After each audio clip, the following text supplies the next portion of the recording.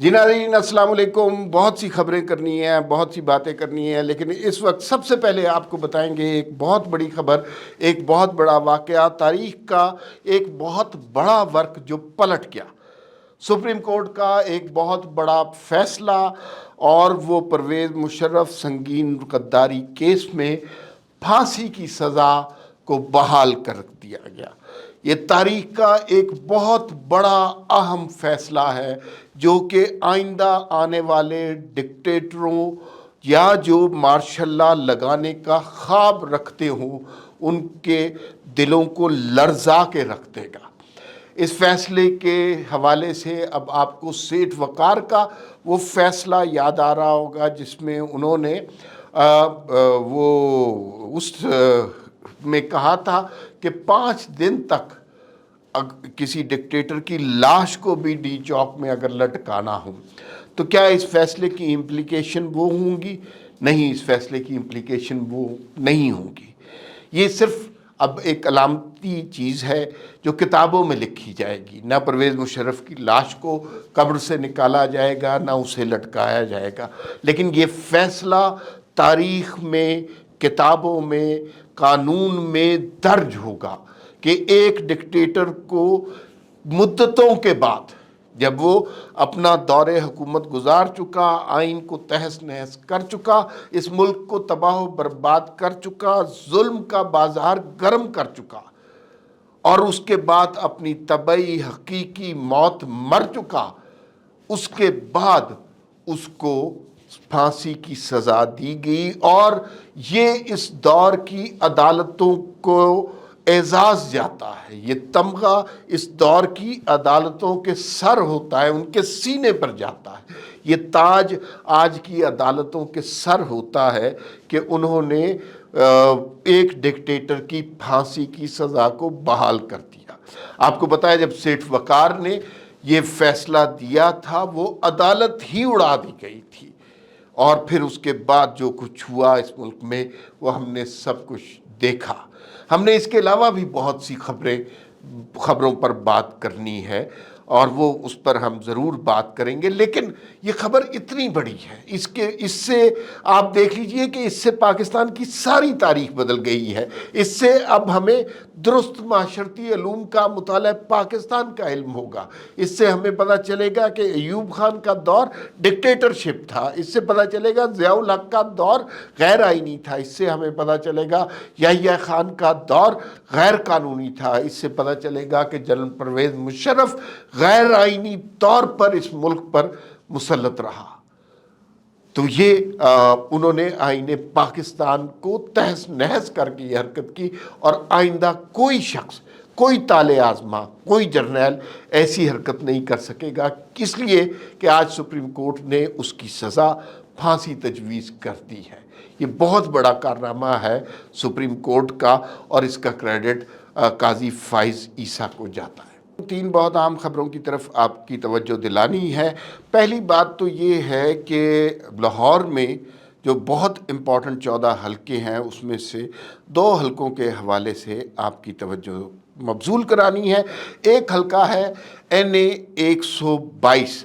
وہاں عمران خان کے کاغذات نامزدگی کے حوالے سے ایک اپیل درج کرائی گئی تھی. عمران خان کے کاغذات نامزدگی مسترد کر دیے گئے تھے، اور اس کے حوالے سے جو اپیل درج کرائی گئی تھی وہ بھی مسترد کر دی گئی.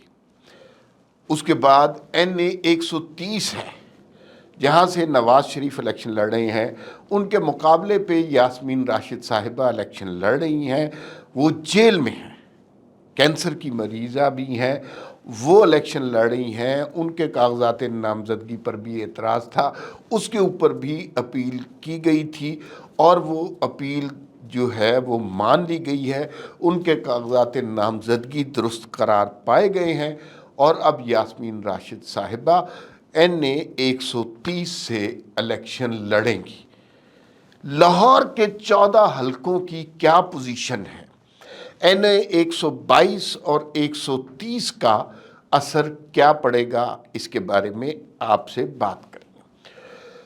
دوسری ایک امپورٹنٹ ڈیولپمنٹ یہ ہے، تحریک انصاف نے کہ وکلا نے، کیونکہ آج کل تحریک انصاف صرف وکلا ہیں، کارکن شارکن کچھ بھی نہیں ہے، انہوں نے پشاور ہائی کورٹ میں اور سپریم کورٹ میں ایک درخواستیں جمع کرائی تھی کہ ہمیں بلے کا نشان لازمی دیا جائے، اور وہ جو کچھ پشاور ہائی کورٹ میں ہوا، وہ جو انہوں نے کہا کہ انہیں بلے کا نشان نہیں دیا جائے گا، وہ ایک لمبی داستان ہے انٹرا پارٹی الیکشن کے حوالے سے۔ انہوں نے کہا جی بلے کا نشان پہلے دیا جائے گا پھر نہیں دیا جائے گا، تو انہوں نے پھر پشاور ہائی کورٹ میں اور دوبارہ سپریم کورٹ میں آ گئے۔ اب خود ہی تحریک انصاف خود ہی سپریم کورٹ گئی اور انہوں نے کہا آپ نے ہمارے کیس کی سماعت نہیں کرنی، آپ نے ہمارے کیس کی سماعت نہیں کرنی بلے کے نشان والی۔ اس کی ریزن کیا ہے اس کے حوالے سے ہم بات کریں گے۔ تیسرا، اور اچھا اس کے ساتھ ساتھ ہم بات کریں گے جو تحریک انصاف کے اندر پھوٹ پڑ گئی ہے۔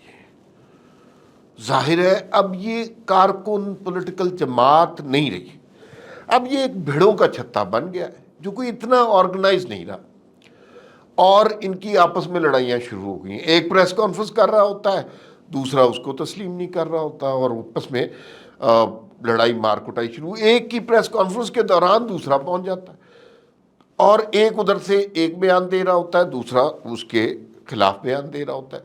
عجیب پنجابی کا لفظ ہے کڑمس مچ گیا ہوا ہے، اور ایک دوسرے کے جو ہے نا کسن مکی ہوئے ہوئے ہیں، لڑائی مار کٹائی والا معاملہ شروع ہو گیا ہوا ہے۔ لیکن کچھ چیزوں میں بڑی کلیئرٹی ہے، یہ تو انٹرنل پارٹی کے افیئرز ہیں، اس کے اندر یہ کچھ ہو رہا ہے، لیکن جو کچھ ہو رہا ہے سوشل میڈیا پہ وہ اس کے اندر بالکل کلیئرٹی ہے، اس کے اندر آپس میں لڑائی نہیں ہو رہی، اس کے اندر ایک دوسرے کو کے گریبان نہیں پکڑے جا رہے، اس کے اندر سوچی سمجھی کیمپین کی جا رہی ہے، اور اس سوچی سمجھی کیمپین میں کچھ بڑے معزز عدلیہ کے ججز کے خلاف ایک سوچی سمجھی کیمپین ہمیں دیکھنے میں نظر آ رہی ہے، اور ایک ٹرینڈ پاکستان میں رہا، ٹاپ ٹرینڈ رہا، 1 گھنٹہ نہیں، 24 گھنٹے نہیں، کئی دن تک پاکستان کا ٹاپ ٹرینڈ رہا۔ وہ عدلیہ کے کس جج کے خلاف تھا، کہاں سے جنریٹ ہوا، اس پر بات کر لیں گے کہ یہ آگے کیا ہونے والا ہے۔ پہلے لاہور والی بات کر لیتے ہیں۔ لاہور میں 14 سیٹیں، اور تحریک انصاف کا ووٹر جو ہے بہرحال لاہور میں موجود تھے۔ انتخابات درست طریقے سے ہوئے، تحریک عمران خان آ کے کیمپین کرتے ہیں، بلے کا نشان ہوتا ہے تو جناب بہت اچھا مقابلہ ہوگا، لیکن یہ دونوں صورتحال نہیں ہوں گی۔ 9 مئی والوں کے ساتھ کوئی رعایت نہیں برتی جائے گی، یہ ہمیں کلیئر پتہ چل گیا ہے، تو لہذا نہ عمران خان ہوں گے نہ بلے کا نشان ہونے کے امکانات ہیں۔ تو یہی معاملہ ہوا 122 میں، عمران خان کے ساتھ کوئی رعایت نہیں کی جا رہی، اور عمران خان اب جیل میں ہی رہیں گے۔ تو این اے 122 میں ان کا مقابلہ تھا سعد رفیق کے ساتھ۔ اچھا، سعد رفیق اپنے حلقے کے بڑے مضبوط آدمی ہیں، اور سعد رفیق اپنے حلقے میں کہا جاتا ہے کہ چونکہ وہ بنیادی طور پر کام کرنے والے آدمی ہیں، انہیں آپ ریلوے دے دیں، پی آئی اے دے دیں، وہ وزارتوں میں کام کرتے ہیں، محنت کرتے ہیں۔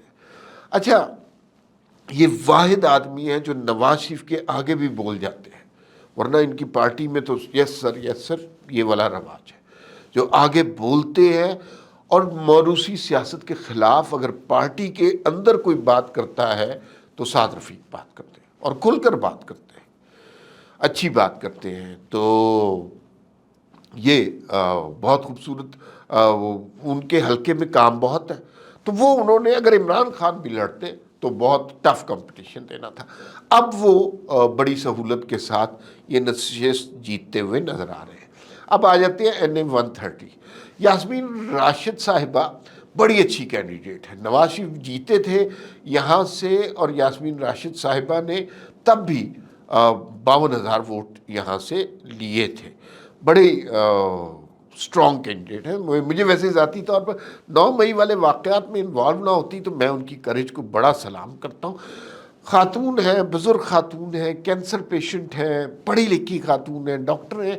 پتہ نہیں وہ تحریک انصاف کے ساتھ کیسے ہے، لیکن بہرحال ان کو اجازت مل گئی ہے. اب وہ ہیں جیل میں اور ان کا کوئی رشتہ دار کیمپین چلائے گا تو نواز شریف سے مقابلہ ہے اور مقام لاہور کا ہے تو نتیجہ تو ہمیں پتہ ہے. لیکن جو تحریک انصاف کا ووٹر ہے اب دیکھتے ہیں کہ ان کے حق میں نکلتا ہے کہ لاہور میں 14 نشستیں ہیں. جو لوگ کہہ رہے ہیں وہ یہ کہہ رہے ہیں کہ 8-9 نشستیں ایسی ہیں جو جو PMLN ایزیلی جیت رہی ہے، کیونکہ حالات ایسے بن رہے ہیں نا. تحریک انصاف نہیں جیت سکتی ان حالات میں، نہ عمران خان ہے نہ بلہ ہے، تو کیسے جیتے گی؟ تو یہ لاہور کی صورتحال نظر آ رہی ہے. تو بہرحال یہ NM 120 اور 130 کا تو صورتحال ہمیں نظر آ رہی ہے. دوسرا اب آ جاتے بلے کے نشان کے حوالے سے. سارا معاملہ شروع ہوا ہے یہ جو کورٹوں میں پھر رہے ہیں وہ انٹرا پارٹی الیکشن کے حوالے سے. انٹرا پارٹی الیکشن ان کے درست ہوا ہی نہیں ہے. ورکرز ہے ہی نہیں پارٹی کے نا. عمران خان صاحب نے کبھی پارٹی کی تنظیم کاری کی ہی نہیں ہے. کوئی تنظیم ہے ہی نہیں پارٹی کی گراؤنڈ لیول پہ نا. تو وہ اپنے طور پہ ہی بس 7-8 لوگوں نے مل کے ڈیسائیڈ کیا. اکبر ایس بابر اپنا کیس لے کے بیٹھے ہوئے ہیں اور فوزیہ صاحبہ اپنا کیس لے کے بیٹھے ہیں. تو ایز سچ وہ انٹرا پارٹی الیکشن ہی متنازع ہوئے جس کی بیس پر بات ہوئی ہے. آخری بات جس پر ہم نے بات کرنی ہے، بہت خوفناک ٹرینڈ ہے. ایک زمانے میں ہم نے سنا تھا کہ ججز فیصلے نہیں دیتے دہشت گردوں سے ڈر کر کہ دہشت گرد عدالتوں کو اڑا دیتے ہیں بموں سے.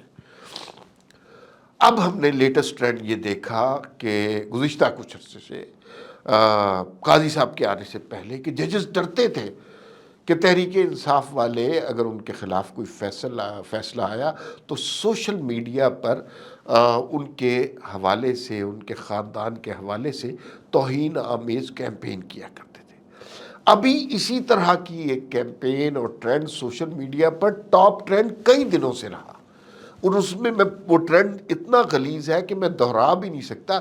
صرف یہ بتا سکتا ہوں اس میں قاضی کا ورڈ آ رہا ہے اور بڑا غلیظ ٹرینڈ ہے اور ٹاپ ٹرینڈ آ رہا ہے اور کئی دنوں تک پاکستان کا ٹاپ ٹرینڈ ہے اور غلاظت سے بھرا ہوا ہے. لیکن جو قاضی صاحب ہیں انہیں اس سے کوئی فرق نہیں پڑتا. انہوں نے پہلے ہی کہہ دیا میں میڈیا کوئی نہیں دیکھتا. تو اگر آپ ان چیزوں سے انفلوئنس نہ ہو تو آپ کو کوئی فرق نہیں پڑنا چاہیے ان چیزوں سے. یہ چیزیں خود ہی ڈائی ڈاؤن ہو جاتی ہیں اور ان چیزوں سے خوف زدہ نہیں ہونا چاہیے. فی الوقت اتنا ہی، پھر ملاقات ہوگی. اللہ حافظ.